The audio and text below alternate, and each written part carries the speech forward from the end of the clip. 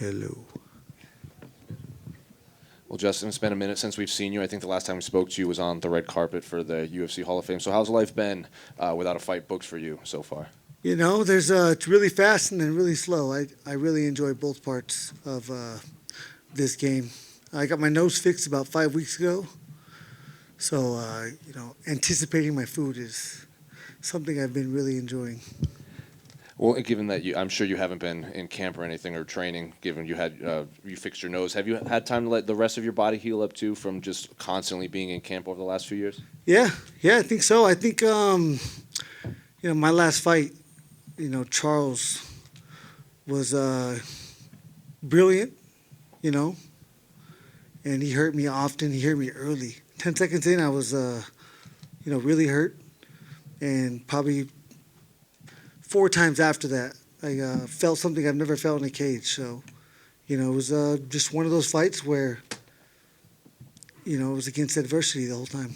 I was gonna ask about that. I think after the fight, the cameras picked you up saying like you hit really hard when you guys were both leaving the octagon. So did that catch you off guard? That how powerful and crisp his striking was? Yeah, I mean it's a feeling. It was a feeling I've never felt. Usually you get hit, you call it a buzz, call it a flash. And this is more like my tongue just went on a super powerful battery, and it just my entire body. It was crazy. So it was perfect shots, perfect time, one or the other. And it was the factors that I faced that night. And then since that night, you've had a couple lightweights even called you out. Fiziv's called you out. Gamrot's called you out. So what do you make of, even though you're not in camp or taking fights, that these lightweights are still calling you out for fights? Yeah, I mean, it cannot be a bad thing, that when people are saying your name, it's free publicity. And, I've been away. I didn't talk to you guys after my fight. I got hit hard. You guys get to see the fun part, but you don't get to see the aftermath. And there's a factor. Every fight, and this fight particularly, I was not ready to talk to you guys. Not because I didn't want to, because I wasn't able. So yeah, it's the name of the game. And then of course you have the title fight between Charles and Islam coming up. Beneil Dariush fighting Gamrot, and Poirier is supposedly going to fight Chandler later this year. How do you see the rest of the division playing out as by the end of the year? Yeah, I mean, with the nose surgery, if I went away, one thing the fighters have to always understand is this sport will always go on as it is. They need you, but they don't need you, and that's the best part about the sport. Fighting is so exciting. Chance, skill, anything can happen at any moment, and that's why we're such big fans. So those fights need to play out. I have no idea how they're going to go. I'm 100% confident that Islam will not dominate Charles, and that's about it. What makes you say you're sure he won't dominate him? Obviously, that's something we've seen from him so far in his career. Yeah, I don't know how to explain it. That's what I feel. The last time I stepped in there with him, I don't. There's no way that it's going to be a great fight. I wish I was there. I wish it wasn't in Abu Dhabi so I could be there. But yeah, you guys we're all in for a treat. Do you think that's just going to be a clash of both of them with the forward pressure? They both like to move forward at all costs. I don't know. I think Charles is going to move forward. I don't see, Islam's going to try, and eventually he might be successful. And if he is, he'll win. But I don't see, I don't see him tiring him out. Even if he takes him down for the first 2 rounds, I don't see Charles being getting submitted, and I don't see him being too exhausted to continue to fight the fight that he needs to fight. So it's just what I think. I mean, chance, luck. I think Kamaru's going to finish Leon in the 4th round tonight. Why? No idea. Justin. In terms of your own call-outs, what do you make of Fiziv, and is that a fight that interests you? Yeah, I mean, dude, this again, the sport moves on. These guys are growing, exciting fighter. The way you win, you have to win, but how you win is the most important. So, again, really fast and then really slow. When it's really slow, I enjoy it. I play golf, rest my body, rest my mind. These guys are, when I was their age, it was 24/7, 365. And, that's not a bad route whenever your body can hold up. Now, 33, and just got to take care of my body in between fights. And the thing I was getting at, we have the advantage of the other dangerous sports, boxing, football. We get time in between, and we go when we say go, and we don't go when we don't say go. So I wanted to take this break. I think this was a perfect opportunity to get the nose fixed. It's been 13 years. I had about 4 amateur fights with the nose. So yeah, anticipating my food is something special. Justin, you're a great fighter. So, and are you willing to take in a short term, like a revenge against Oliveira? If that happen, what you can do better in the next fight? Yeah, it's hard to talk about because it was a crazy night. It's an instance in time. There's things I would like to change, but it'll all sound like an excuse. I have to take it with me. I have to internalize it, and I have to make sure that I never make the mistakes that I feel like I made. Thank you so much. Justin, I'm just curious, yesterday at the weigh-ins, you were bombarded by a ton of Salt Lake City fans. I'm just curious what your thoughts were about being here in Salt Lake City and how you've enjoyed it. Yeah, this sport is crazy. I mean, humans recognize effort. I've said that since day one. I give max effort.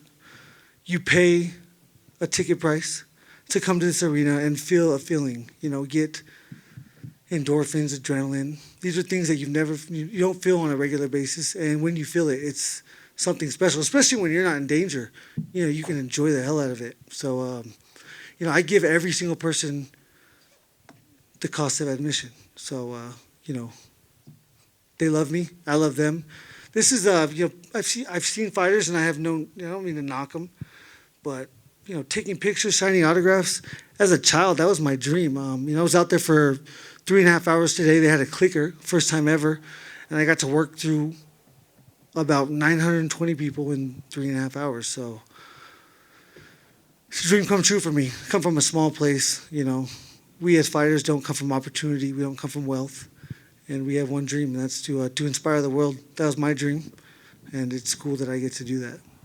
Yeah, there's a big fight coming up, Michael Chandler versus Dustin Poirier. You've shared the octagon with both of those fighters. I'm curious how you see that fight playing out. It's all a guess. I'm guessing that it's going to play out a lot like my fight. I think Poirier is going to be methodical. I think Chandler's going to be explosive. I think he's going to be dangerous as hell for, 9 minutes. He's still dangerous after that. That's why the risk-reward factor calculation that's constantly going on never allowed me to take that chance. That man is dangerous, and he loves to fight, so I'm a fan. You've been on the same card as Kamaru for the last couple of fights, and so I'm just curious, is it kind of nice to not have to worry about fighting on the same card as one of your teammates? I mean, it's harder when your teammates are fighting, so, when he starts to make that walk right now, I'm trying to control it, but, not think about it, because I have zero control. And, when you see someone that you care about that much go in there, and there's the factor of luck and chance, and they could come into play, it's nerve-wracking. So I'm just, hoping the best for him. He's the best in the world. He works so unbelievably hard. You guys would not believe it. When the camera's on, when the camera's off, an hour before the workout, an hour after the workout, it's absolutely insane. Hey, Justin. If Kamaru gets the victory tonight, curious, where do you place him all time amongst the MMA greats?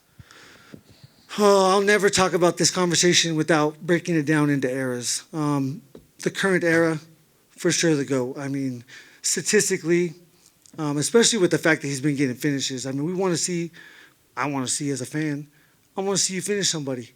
And boy, has he been finishing people. So it's fun, man. I mean, he put Kobe down twice. Maybe he didn't finish him, but the man is confident in his striking, and he's dangerous.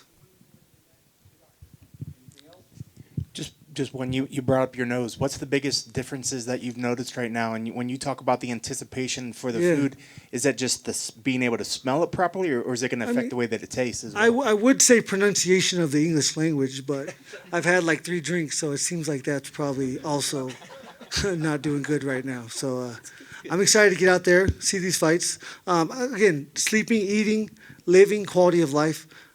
Biggest factors for sure. I've done workouts. I haven't sparred, but I'm excited to spar and wrestle. With a fixed nose. And definitely, we understand why you waited so long to do it. Is it? But now that you're starting to feel anything, do you wish you ever maybe did a little bit sooner?